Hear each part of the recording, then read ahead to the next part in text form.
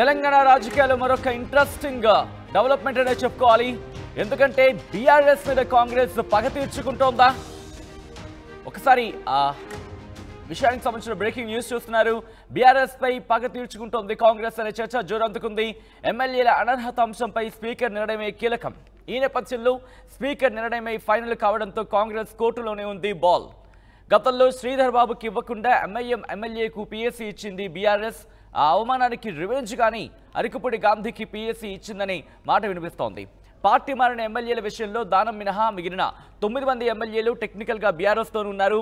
Damage cover చేసుకోవడానికి దానంను వదులుకునేందుకు కాంగ్రెస్ సిద్ధమైంది అనే మాట వినిపిస్తోంది. అయితే ఇదే నేపథ్యంలో దానం కూడా ఖైరతాబాద్ ఉప ఎన్నికకు సిద్ధంగా ఉన్నానంటూ కూడా ఆయన చెప్పుకొచ్చారు. ఈ నేపథ్యంలో ఏం జరగబోతోంది? ఎందుకంటే ఇంట్రెస్టింగ్గా మారింది. ఇటు బీఆర్ఎస్ వర్సెస్ కాంగ్రెస్గా మారిన వ్యవహారంలో నెక్స్ట్ ఏం జరిగే అవకాశం ఉంది?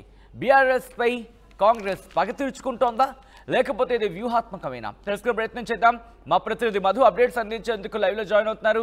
మధు, ఇటు పీఎస్సీ చైర్మన్ అంశం నిన్నటి నుంచి రాజకీయంగా పెనుదుమారనే రేపుతోంది.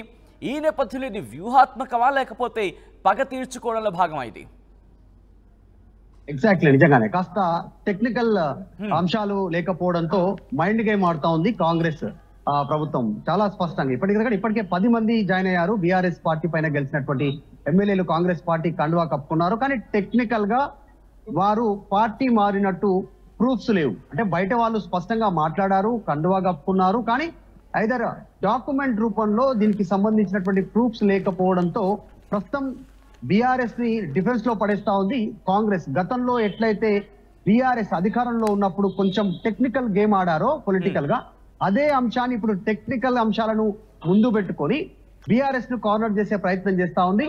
అందుకే అరికపూడి గాంధీకి పిఎస్సి చైర్మన్ పదవి ఆయనకు కట్టబెట్టారు. చాలా స్పష్టంగా ఆయన తిరుగుబాటు చేసినటువంటి ఎమ్మెల్యే, అంటే బీఆర్ఎస్ నుంచి ఫిరాయింపు చేస్తూ కాంగ్రెస్ పార్టీలో జాయిన్ అయినటువంటి ఎమ్మెల్యే అయినప్పటికీ కూడా బాటంగా తెలుసు, ఆయనకు తెలుసు, స్టేట్మెంట్ ఇచ్చారు, జనాలందరికీ తెలుసు. కానీ టెక్నికల్ బేస్ లో అంటే హైకోర్టుకు ప్రూఫ్స్ రూపంలో సమర్పించేటువంటి పరిస్థితి లేదు. ఎందుకంటే మొత్తం గేమ్ అంతా కూడా స్పీకర్ కోర్టులో ఉన్నటువంటి సిచ్యువేషన్ మనందరికీ తెలిసిందే. ఫిరాయింపు చట్టం సంబంధించిన దాంట్లో స్పీకరే అల్టిమేట్, స్పీకరే సూపర్ పవర్, స్పీకర్ తీసుకునే నిర్ణయమే ఫైనల్. హైకోర్టు ఇన్వాల్వ్ అయినా ఇంకా ఇలాంటి అంశాలు దీంట్లో ఉన్నప్పటికీ, ఎవరెవరు ఇన్వాల్వ్ అయినప్పటికీ కూడా స్పీకర్ చేతిలోనే ఉంటుంది అసలు విషయం అంతా కూడా. కాకపోతే ఒకటి, గతంలో చేసినటువంటి అనుభవాల దృష్ట్యా ఇప్పుడు బీఆర్ఎస్ ను టార్గెట్ గా కాంగ్రెస్ ముందుకు వెళ్తా ఉంది అనేటువంటిది పొలిటికల్ సర్కిల్లో చర్చ కొనసాగుతా ఉంది. 2018వ సంవత్సరంలో కాంగ్రెస్ అప్పుడు బీఆర్ఎస్ ముందస్తుకు వెళ్ళింది. ముందస్తు ఎన్నికలకు వెళ్ళి తర్వాత పిఎస్సి చైర్మన్ శ్రీధర్ బాబు పేరును కాంగ్రెస్ ప్రతిపాదించింది. ఎందుకంటే అప్పుడు ఆల్రెడీ సిఎల్పి నేతగా బట్టి విక్రమార్క ఉన్నారు కాబట్టి పిఎస్సిగా అవకాశం కల్పించాలనేటువంటిది నామినేషన్ పత్రాలు అప్పుడు కాంగ్రెస్ ఇక్కడ నుంచి అనౌన్స్మెంట్ చేసింది. కానీ అప్పుడు శ్రీధర్ బాబు కాకుండా బీఆర్ఎస్ కాస్త వ్యూహాత్మక ఎత్తుగడ తీసుకుంటూ అక్కడ ఎంఐఎం పార్టీకి పిఎస్సి చైర్మన్ అప్పచెప్పించినటువంటి విషయం మనందరికీ తెలిసిందే గతంలో.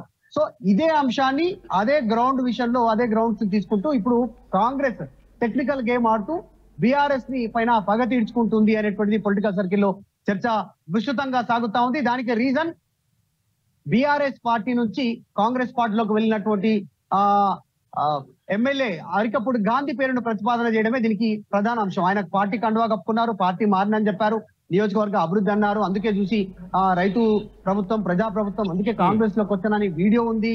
సీఎం తో కండువా కప్పుకున్నారు. ఆయన స్వయంగా బీఆర్ఎస్ పార్టీ నేతలను కాంగ్రెస్ లో కానిస్తూ కాంగ్రెస్ పార్టీ కానీ ఇక్కడ మీరు ఇందాక అన్నారు ఇంట్రెస్టింగ్ గా. అయితే అరికపూడి గాంధీ ప్రస్తుతం టెక్నికల్ గా అయితే మాత్రం ఇంకా కాంగ్రెస్ తో లేని పరిస్థితి, కానీ కాంగ్రెస్ కి మద్దతు అనే మాట క్లియర్ గా ఇక్కడ వినిపిస్తున్న పరిస్థితుల్లో అప్పుడు ఎంఐఎంకి సంబంధించి, అంటే ఎంఐఎం పార్టీ ఉంది, ఎంఐఎం పార్టీకి ఇచ్చారనే అంశానికి సంబంధించి మాట్లాడుతున్న పక్షంలో ఆ కంపారిజన్ ఎలా క్లారిటీ ఇచ్చే ప్రయత్నం చేస్తోంది కాంగ్రెస్ ఇక్కడ? ఎందుకంటే ఎంఐఎం అంశాన్ని ప్రస్తావిస్తున్నారు, అట్ ద సేమ్ టైం ఇక్కడ అరికపూడి గాంధీకి సంబంధించిన అంశాన్ని ప్రస్తావిస్తున్నప్పుడు ఎలా దీన్ని న్యాయం చేసే ప్రయత్నం చేస్తున్నారు తమ నిర్ణయానికి సంబంధించి కాంగ్రెస్? ఎగ్జాక్ట్లీ, నిజంగానే. అంటే మొన్న జరిగినటువంటి అసెంబ్లీ సమావేశాలు ఫస్ట్ మనం లైన్ లోకి తీసుకుంటే, దీంట్లో పరిగణలోకి తీసుకుంటే, అక్కడ అసెంబ్లీ సమావేశాల్లో మొన్న బీఆర్ఎస్ పార్టీ నుంచి 10 మంది ఎమ్మెల్యేలు ఎవరైతే కాంగ్రెస్ పార్టీలోకి వెళ్లారో వాళ్ళు కాంగ్రెస్ పక్షాన కూర్చోలేదు, ఇటు బీఆర్ఎస్ పక్షాన కూర్చోలేదు. సపరేట్ గా వాళ్ళు అసెంబ్లీలో కూర్చున్నారు. అంటే వాళ్ళని కూడా ప్రతిపక్షంగానే ప్రభుత్వం పరిగణించింది, సభ పరిగణించింది అనేటువంటిది కాంగ్రెస్ చెప్పే ప్రయత్నం చేస్తా ఉంది. అందులో భాగంగానే మొన్న బీఆర్ఎస్ సభ్యులుగానే వారు పరిగణింపబడ్డారు.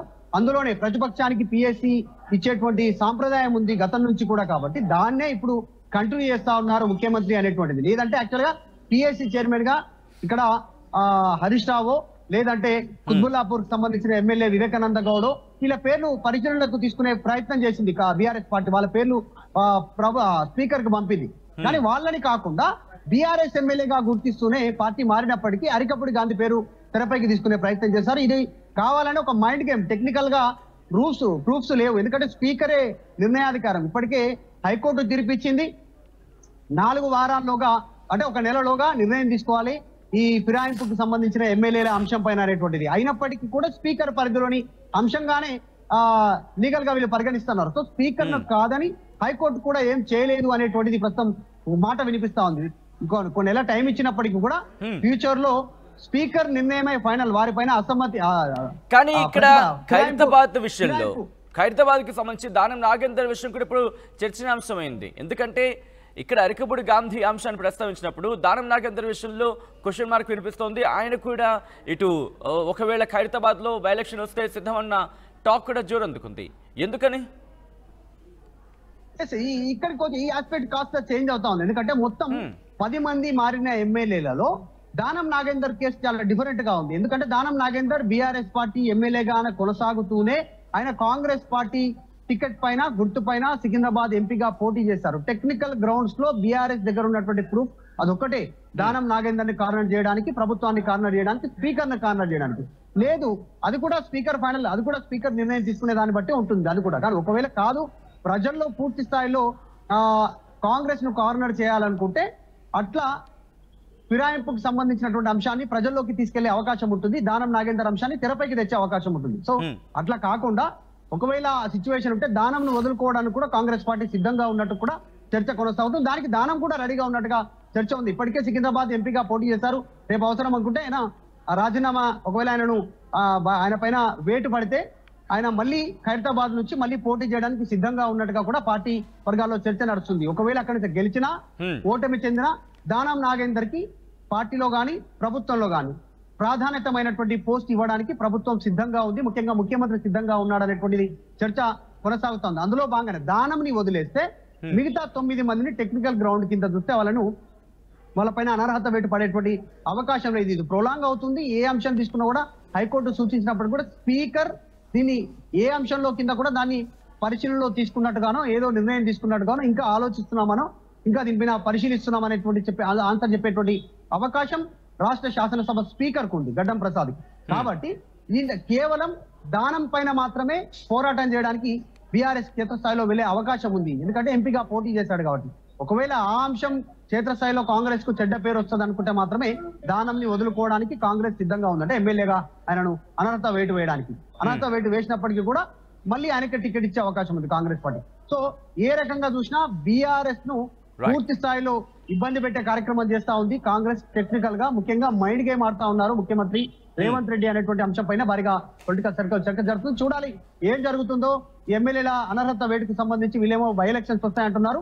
ఇటువైపు చూస్తేనేమో ఆ సిచ్యువేషన్ కనిపించట్లేదు. చాలా తాపీగా పార్టీ మారిన ఎమ్మెల్యేకే పిఎస్సి చైర్మన్ ఇవ్వడం అనేటువంటిది భారీగా చర్చకు తావిస్తా ఉంది. రైట్ మధు, మొత్తంగా అయితే మాత్రం బీఆర్ఎస్ పై కాంగ్రెస్ పగ తీర్చుకుంటోందా అంటే అటువంటి చర్చ జోరందుకుంది. ఎమ్మెల్యేల అనర్హత అంశంపై స్పీకర్ నిర్ణయమే కీలకం కానుంది. స్పీకర్ నిర్ణయమే ఫైనల్ కావడంతో కాంగ్రెస్ కోర్టులోనే ఉంది బాల్. గతంలో శ్రీధర్ బాబుకి ఇవ్వకుండా ఎంఐఎం ఎమ్మెల్యేకు పిఎస్సి ఇచ్చింది బీఆర్ఎస్. ఆ అవమానానికి రివెంజ్ కానీ అరికపూడి గాంధీకి పిఎస్సి ఇచ్చిందంటూ కూడా చర్చ నడుస్తోంది. పార్టీ మారిన ఎమ్మెల్యేల విషయంలో దానం నాగేందర్